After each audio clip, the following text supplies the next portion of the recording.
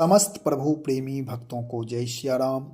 आज चर्चा करेंगे आद्याचार्य जगत गुरु रामानंदाचार्य भगवान की जयंती महामहोत्सव के अवसर पर संक्षेप में उनकी जीवनी भक्तमाल ग्रंथ से। जगत गुरु रामानंदाचार्य भगवान श्री संप्रदाय के संस्थापक हैं। यद्यपि रामानुजाचार्य भगवान उनसे पूर्व हुए हैं और उन्होंने श्री संप्रदाय की स्थापना की, लेकिन उत्तर भारत में जगत गुरु रामानंदाचार्य भगवान भी श्री संप्रदाय की स्थापना करके वैष्णव जगत का कल्याण किया है। अब उनकी जीवनी थोड़ा सा सुन ले कि जगत गुरु रामानंदाचार्य भगवान का जन्म प्रयागराज में हुआ था। उनके पिता का नाम श्री पुण्य सदन और माता का नाम सुशीला। बहुत ही दोनों धर्मात्मा थे। श्री वेणी माधव जी के भक्त थे। श्री वेणी माधव भगवान की कृपा से, उनकी उपासना से जगत गुरु रामानंदाचार्य भगवान पुत्र रूप में प्रकट हुए। श्री वेणी माधव जी भगवान के आशीर्वाद से, उनके वरदान के अनुसार विक्रम संवत 1256 माघ कृष्ण सप्तमी तिथि चित्रा नक्षत्र सिद्ध योग कुंभ लग्न में 7 दंड दिन चढ़े स्वयं भगवान श्री राम जी श्री पुण्य सदन सुशीला के पुत्र रूप में प्रकट हुए। अत्यंत अलौकिक सौंदर्य सिंधु शिशु को देखकर माता पिता के हर्ष का ठिकाना नहीं रहा। बड़े उत्साह से जन्मोत्सव मनाया गया और यथा समय जात कर्मादि सब संस्कार आनंद से संपन्न हुआ। नामकरण के शुभ अवसर पर ज्योतिर्विद ब्राह्मणों ने बालक का नाम रखा रामदत्त। शिशु रामदत्त अपनी नित्य नवीन लोकोत्तर लीलाओं द्वारा माता पिता पुरजन परिजन को परमानंद प्रदान करते थे। भाद्र शुक्ल पक्ष की ऋषि पंचमी को अन्नप्राशन का उत्सव मनाया गया। बालक रामदत्त ने खीर के कटोरे का स्पर्श किया। बहुत सारे व्यंजन बने हुए थे, 56 प्रकार के व्यंजन। और स्वामी जी जगत गुरु बालक रामदत्त जो पूर्व का नाम है, वे केवल कटोरे खीर का कटोरा ही स्पर्श किया। माता ने खीर के अतिरिक्त और बहुत सी बनी मिठाई नमकीन आदि बालक के मुंह में डाला, परंतु बालक रामदत्त केवल थोड़ी सी खीर खाकर मचल गए और कोई वस्तु मुंह में लेते ही नहीं। इसलिए उसी दिन से एकमात्र खीर ही आपका खाद्य रहा, यानी जीवन भर केवल वह खीर ही पाते रहे। एक दिन बालक रामदत्त आपके यानी अपने पिता की पूजा गृह में बैठे ध्यान कर रहे थे उनके पिताजी, और बालक रामदत्त घुटने केवल वहां पहुंच गए चुपके से धीरे से, और वहां रखा हुआ दक्षिणावर्त शंख बजाने लगे। पिताजी ने चौंक कर नेत्र खोला तो देखा बालक रामदत्त। बालक की चपलता पर प्रथम तो हंस गए, परंतु बाद में विचार आया कि पूजन योग्य शंख को अनजान में बालक के मुंह से फूंक कर बजा दिया, कहीं ऐसा ना हो कि भगवान अप्रसन्न हो जाए। अतः वे प्रभु से क्षमा प्रार्थना करने लगे। रात्रि में भगवान वेणी माधव ने स्वप्न दिया कि बालक को मेरा ही स्वरूप समझकर शंख उसे ही दे दो, उसे बजाने दो। प्रातःकाल पिताजी ने वह दक्षिणावर्त शंख आपको ही दे दिया। आप दिन में 4 बार प्रातः, मध्याह्न, संध्या एवं सायं काल में शंखध्वनि करते, जिसे सुनकर लोगों को महान आनंद मिलता। 5 वर्ष की अवस्था में पिताजी आपको श्रीमद् वाल्मीकि रामायण, गीता, भागवत आदि के श्लोक कंठस्थ कराने लगे। कोई भी श्लोकार्थ प्रसंग एक बार श्रवण मात्र से ही कंठस्थ हो जाता था। आपके इस अलौकिक प्रतिभा को देखकर बड़े बड़े विद्वान आश्चर्यचकित हो गए, और प्रयागराज कुंभ के अवसर पर विद्वानों की विशाल सभा में आपने संपूर्ण श्रीमद् वाल्मीकि रामायण मुखाग्र सुनाई और श्री रामायण के रहस्यों को भी समझाया और उपदेश भी आपने दिया। अवस्था आपकी 7 वर्ष हो गई। माघ शुक्ल द्वादशी को यज्ञोपवीत संस्कार किया गया। उपनयन विधि के अनुसार ये पलाश दंड धारण कर काशी में पढ़ने के लिए चले गए। कुछ दूर जाने पर पुरोहित ने कहा कि अब लौट जाइए, विधि पूरी हो गई। आप बोले कि मुझे झूठी रीति पसंद नहीं है, मैं तो अब विद्या अध्ययन करने काशी जाऊंगा ही। सब लोग समझाते समझाते हार गए, परंतु आप अपने निश्चय पर अडिग रहे। अंततोगत्वा माता पिता भी घर छोड़कर आपके पीछे पीछे चल दिए। प्रयाग से पैदल चलकर काशी पहुंचे। काशी में आपके मामा पंडित ओंकार शर्मा नैयायिक रहते थे। माता पिता आपको लेकर उन्हीं के घर गए। श्री ओंकार शर्मा के संरक्षण में आपने अध्ययन प्रारंभ किया और अत्यंत अल्प काल में ही सर्वशास्त्र निष्णात हो गए। विद्याध्ययन का फल विवेक की प्राप्ति, तो आप पूर्ण विवेकी हो गए और भगवान की अहेतु की कृपा से आपके लिए विवाह सोचने लगे, लेकिन फिर आपने विवाह के लिए मना कर दिया। फिर आप नैष्ठिक ब्रह्मचारी बनकर अध्ययन करते रहे। आपकी ख्याति काशी में हो गई कुछ ही दिनों में, और आपके प्रभाव को देख करके वहाँ के बड़े बड़े विद्वान भी नतमस्तक हो गए। उसी समय देश के ऊपर धर्म संकट हो गया। आपके पास आकर के लोगों ने प्रार्थना किया। फिर आपने धर्मध्वजी बन करके धर्म उद्धार के लिए, सनातन धर्म की स्थापना के लिए आप अपनी प्रतिज्ञा पूर्ण करने में लग गए। आप अपने माता पिता को अपना दिव्य स्वरूप का दर्शन कराया। जो दिव्य स्वरूप भगवान राम साकेत में रहते हैं, उनके तरह ही आपका दिव्य स्वरूप, क्योंकि भगवान राम ही रामानंद रूप में आए हैं, उसी तरह उनका दर्शन हुआ। माता पिता का शरीर पूर्ण हुआ और आप जगतगुरु रामानंदाचार्य जी, श्री वशिष्ठ अवतार स्वामी राघवानंद जी प्रकट होकर के उन्हें दीक्षा दिए। पुनः श्री राघवानंद जी, स्वामी गुरुदेव श्री राघवानंद जी की आज्ञा से स्वामी श्री रामानंदाचार्य जी पंचगंगा घाट पर नवनिर्मित कुटी में रहकर भजन साधना करने लगे। आप यद्यपि भगवदा अवतार हैं, तो भी लोगों को शिक्षा देने के लिए स्वयं भी नियम पूर्वक सभी भक्ति के साधनों का बड़ा प्रेम से अनुष्ठान करते।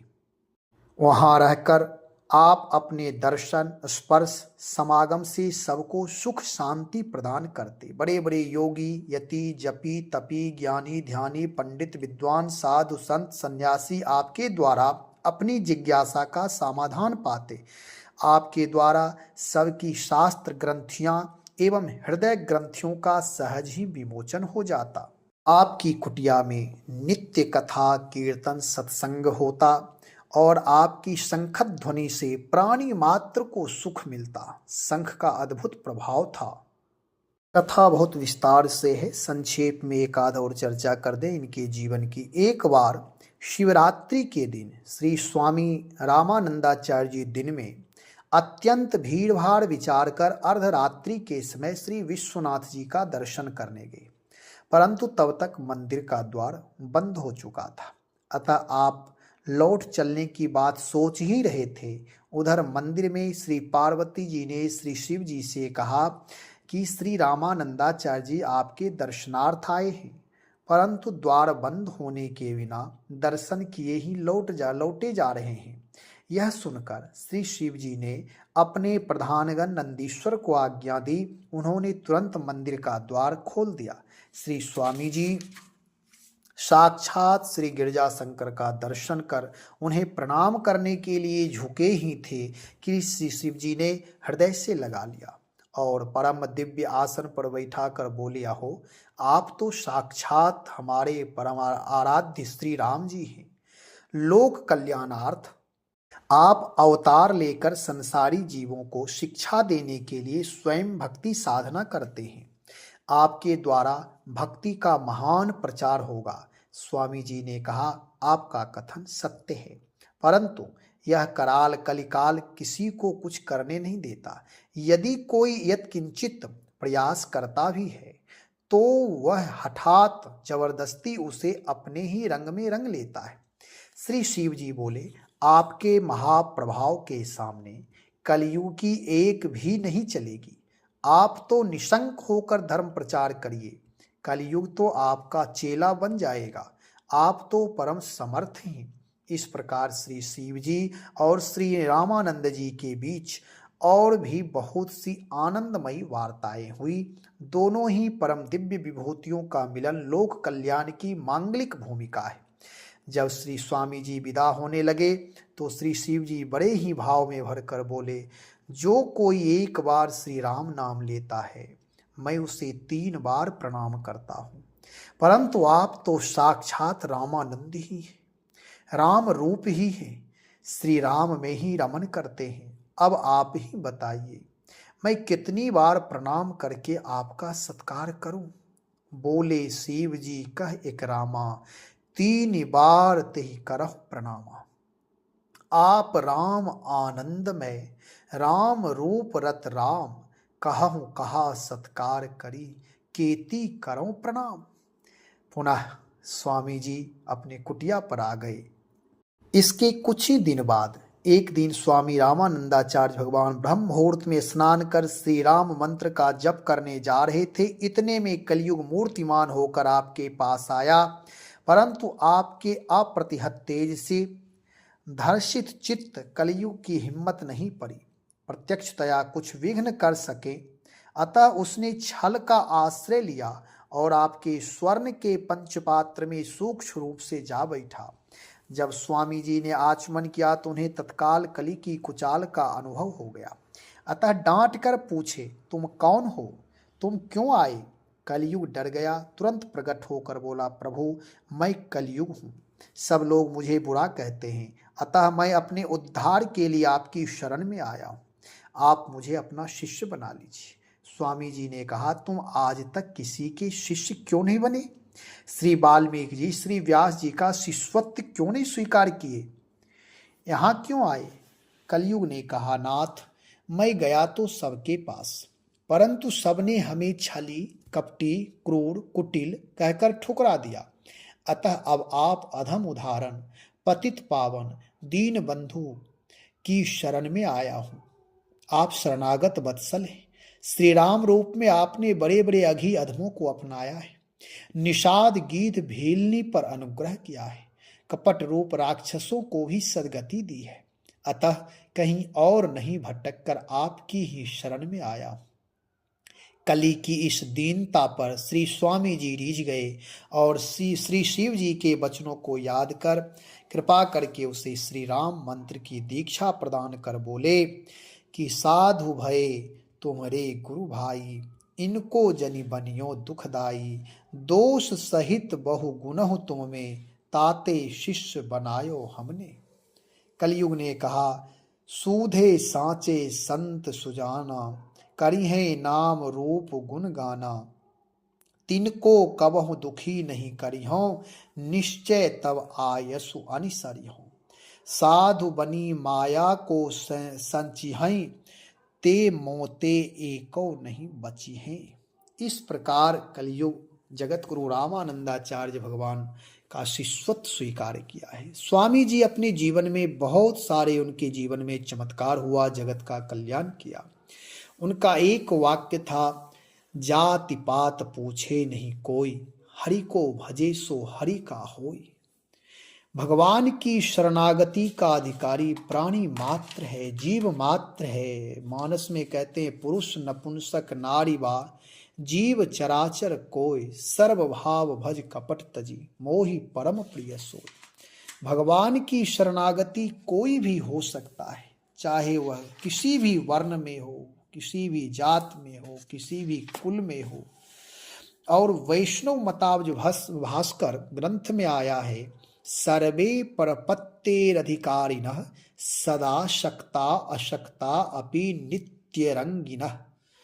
अपेक्षते तत्र कुलं बलं चानो न चापि कालो नहि शुद्धता च दानं तपस्तीर्थं निषेवनं जपो न चास्त्य हिंसा सदृशं सुपुण्यं हिंसा मतस्तां परिवर्जयेत् जनः सुधर्मनिष्ठो दृढ़ धर्म वृद्धये।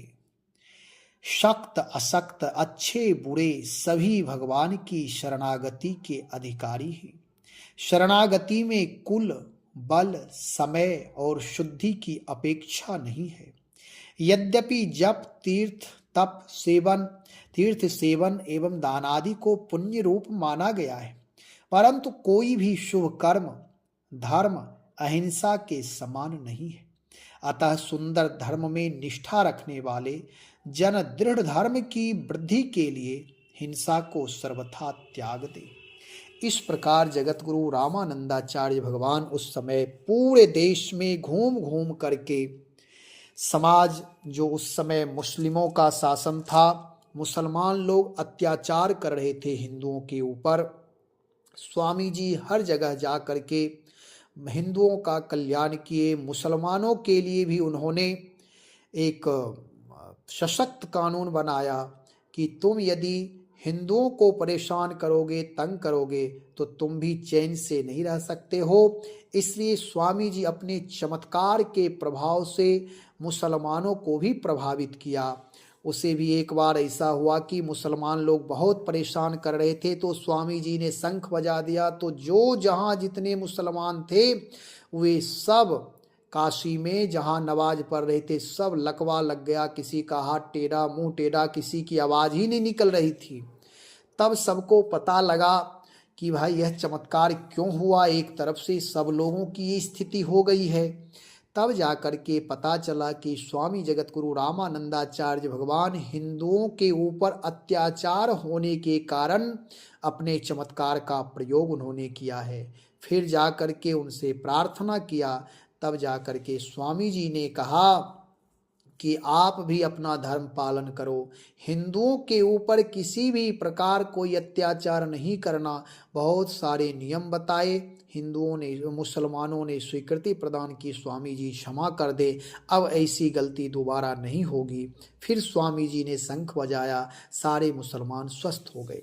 इस प्रकार से जगत गुरु रामानंदाचार्य भगवान उस समय, और वर्ण व्यवस्था भी जोर पर था, आपस में हिंदू बटे हुए थे, सारे वर्ण के नाम पर, जात के नाम पर, अमीरी गरीबी के नाम पर, क्षेत्र के नाम पर स्वामी जी ने सबको सदुपदेश दे करके कि जाति पाति पूछे नहीं कोई, हरि को भजे सो हरि का होय। सब लोग अपने वर्णाश्रम का पालन करिए, एक दूसरे का सम्मान करिए। प्राणी मात्र भी भगवान, प्राणी मात्र में ईश्वर तत्व है, इसलिए ना कोई बड़ा ना कोई छोटा, भेद की दृष्टि नहीं होनी चाहिए, और एक दूसरे का सम्मान करते हुए सब आप लोग भगवान की भक्ति करिए। भगवान की भक्ति में किसी प्रकार कोई छोटा बड़ा नहीं होता है, सबके अंदर ईश्वर हैं, परमात्मा हैं, और आप सब लोग एक ही हैं।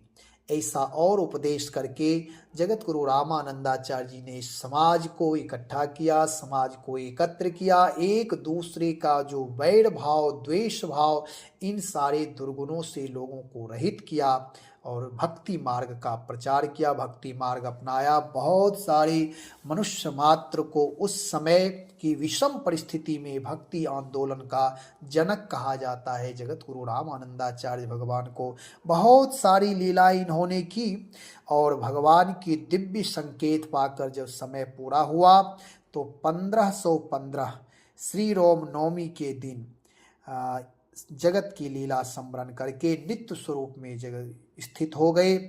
कवि श्री रसिक प्रकाश भक्त मालवी टीकाकार श्री जानकी शरण जी लिखते हैं कि रामानंद स्वामी से भये न कोई और होने, जिनको विदित तीनों लोक में प्रताप ही। काम क्रोध लोभ मोह मत्सरादि सुंडा दंड, मर्दन को केसरी जियो राजे करी दाप हैं। विमुख पाखंडियान धर्मितम तोम रवि अभिमान सागर को कुंभज से आप ही राम भक्तिशाली क्षेत्र पोषिबे को बारिद से आश्रित प्रपन्न के एक माई बाप ही। राम भक्ति रूपी जो शाली नाम धान क्षेत्र पोषण करने के लिए बारिद नाम आप जल के तरह है। आश्रित प्रपन्न जो जीव भगवान के शरण में हो जाता है उसके लिए आप माई बाप की तरह है। रसंग मणि जी कहते हैं, मंद कली काल के कुचालते आमंद पाप फैले पंथ निंद वेद भक्त हूँ आमंद के देखे रघुनंद जब सबे दुख द्वंद दले लीन्हे अवतार तब दायक आनंद के सेतु विष तारे मंत्र तारक प्रचार किए जीव भव पारे देह धारक सुछंद के संत सिंधु चंद ऐसे करुणा के कंद रस रंग मणि बंद पद स्वामी रामानंद के। श्री वेदांत भूषण पंडित श्री राम कुमार दास जी महाराज मणि पर्वत श्री अयोध्या जी वाले कहते हैं, श्री भक्तमाल भास्कर में स्वामी श्री रामानंद जी के संबंध में लिखते हैं, जब लही एवन अनीति धारा व्याकुल भई भारी अति कृपालु रघुनाथ तब ही मुनि रूप संबारी जैन बौद्ध मत नासी यावनी अनैन विनाशे भगवद धर्म प्रचारी सुवैष्णव तत्व प्रकाशे शिष्य द्वादशादित्य सम ज्ञान किरण जगतम हरे श्री रामानंद कर धर्म ध्वजा जग फर हरे। जगत गुरु रामानंदाचार्य जी महाराज धर्मध्वजी थे, सदा आज तक उनके जीवन दिव्य पावन बने हुए हैं। इसलिए जगत गुरु रामानंदाचार्य भगवान को हम आप भी अपने घर में जितने भी वैष्णव हैं उनकी उपासना पूजा करें, उनका स्मरण करें। रामानंद स्वामी जी के प्रति कृतज्ञ भाव से समर्पण भाव से शरणागति स्वीकार करके आचार्य का सदा स्मरण करते रहें, राम रामायण से जुड़े रहें। वैष्णव जगत के लिए जगत गुरु रामानंदाचार्य भगवान की जो देन है, जो उनका किया हुआ कृत्य है, हम आप सब जीवन भर उनके प्रति कृतज्ञ ही हो सकते हैं। इस ऋण से उऋण होने के लिए और कोई उपाय नहीं है, केवल उनके बताए हुए मार्ग का राम रामायण का स्मरण करते रहें। प्राणी मात्र के ऊपर दया, प्राणी मात्र को के प्रति अपनापन, सबके प्रति आदर भाव रखते हुए अपने जीवन को आगे बढ़ाते रहे। भक्ति भक्त भगवंत गुरु से जीवन को जोड़ करके रखें, जिससे हमारा आपका जीवन उत्कृष्ट हो, मंगलमय हो, कल्याणकारी हो। श्री राम जय राम जय जय राम, श्री राम जय राम जय जय राम।